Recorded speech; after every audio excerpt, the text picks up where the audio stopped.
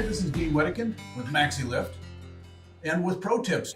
Today in Pro Tips, we're going to talk about the boot section of a bucket elevator. Now, when you think about a bucket elevator, most of the time what people see when they drive by on the road or down the highway or even be just out in some country road is they're going to see the tall part that sticks out. Maybe the trunking, maybe the head section. A lot of people never even see the boot section of a bucket elevator, and even fewer go into the boot pit of a bucket elevator. But it's really important.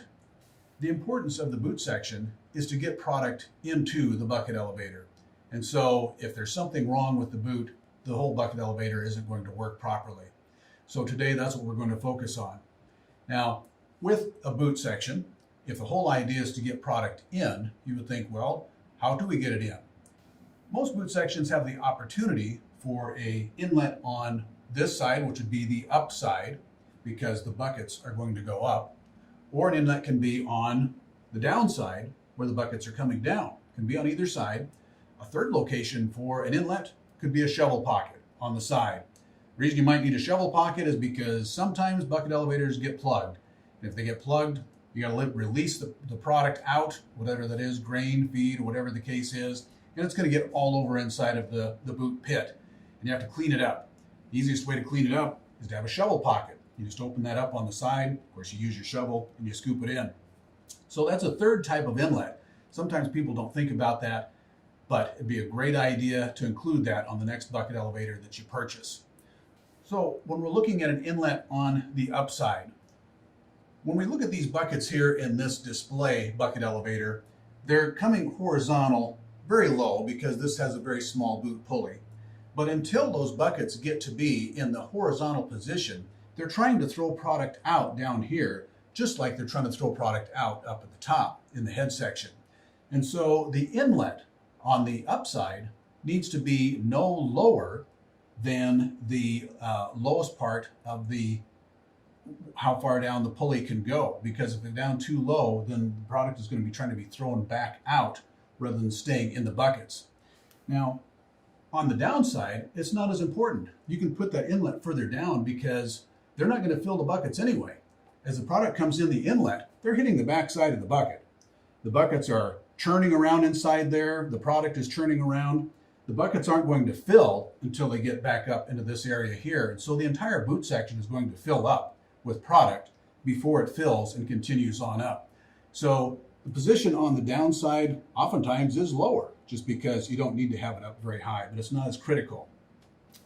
Now, one thing you think about, well, what difference does it make of where I have that inlet practically? Well, the main thing is on the upside, if you have the inlet too low and the buckets are still trying to throw product out all the time, your bucket elevator is probably not going to ever achieve its rated capacity because it's trying to fight itself too much. So that's an important part there. The other thing has to do with how fragile your product is. If you have a product that can be easily damaged, you want to feed it on the upside, you want to narrow your inlet, and you want the product to go directly right into the buckets. If the product is fragile and you feed it on the downside, say for instance like pellets that just came out of a cooler from the pellet mill. They come in, they're churned around in the bottom, they hit the bucket numerous times, and the bucket finally fills and goes up. And so those pristine pellets that you just made with your pellet mill and ran through the cooler, now you're creating fines, which you don't want with pellets. So depending on the product, you might want to feed for sure on the upside. Things like mash feed, sometimes whole grains are okay on the backside, but it's important to keep that in mind. Now, if we look at the other components of the boot section, let's look at the pulley, the shaft, the bearings, and so forth. The boot pulley generally is the same diameter as the head pulley.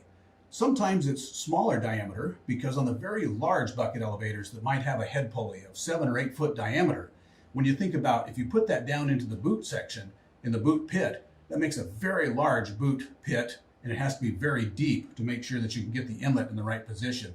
So the idea that was come up with years and years ago was let's use a smaller pulley for the boot pulley, and let's have a knee pulley. Actually, it's going to be on the downside, but you have a knee pulley so that as the belt comes down, it can come at an angle to the smaller boot pulley and takes up less space, and your inlet can be lower, especially on the upside.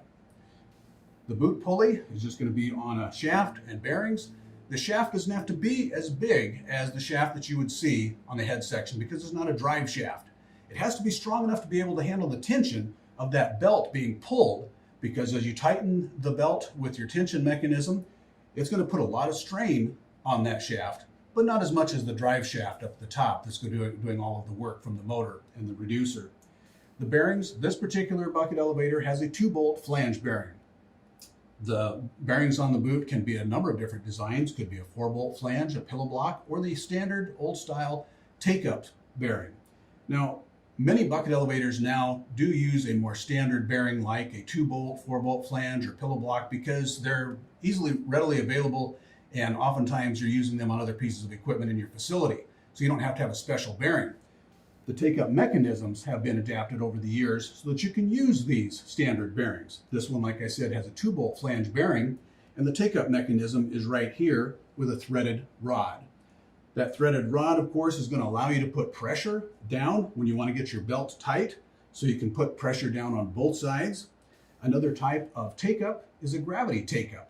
Not used very often, but instead of having this type of threaded rod, what you would have is actually in between a space in between here with a container of weights based on the product, the height of your bucket elevator, the tension that can be put on your belt, and so forth.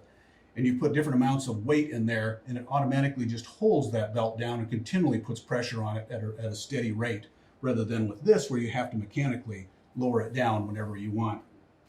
Now, a boot section ideally is going to have access holes to inspect. And if it's an inspection door, then when you open it up, there's going to be a steel mesh over it so that you can't get your hand in there. That's a true inspection door.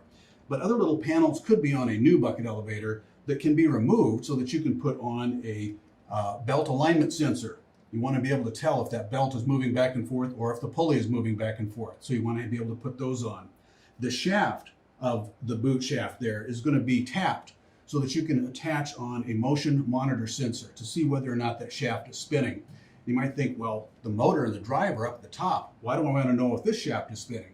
Well, that's because if there's any problem with your bucket elevator not being able to move or not going at the right speed, this right here is the place you want to find out the quickest, because if you've got product coming in and this pulley isn't moving, that means the buckets are not going up either. And that could mean a plugged leg very quickly. We'll talk later about some of those sensors, belt alignment sensors, motion monitors, and things like that. But for right now, the importance of the boot section cannot be overestimated. It has to be designed properly, or you're not going to get the capacity you want and not going to work as efficiently as it should. So if you have questions about your boot section, maybe about boot pulleys, knee pulleys, anything to do with the boot section, get in touch with us at Maxi-Lift. We want to help you out. This is Dean with Maxi-Lift and Pro Tips. Thanks for watching.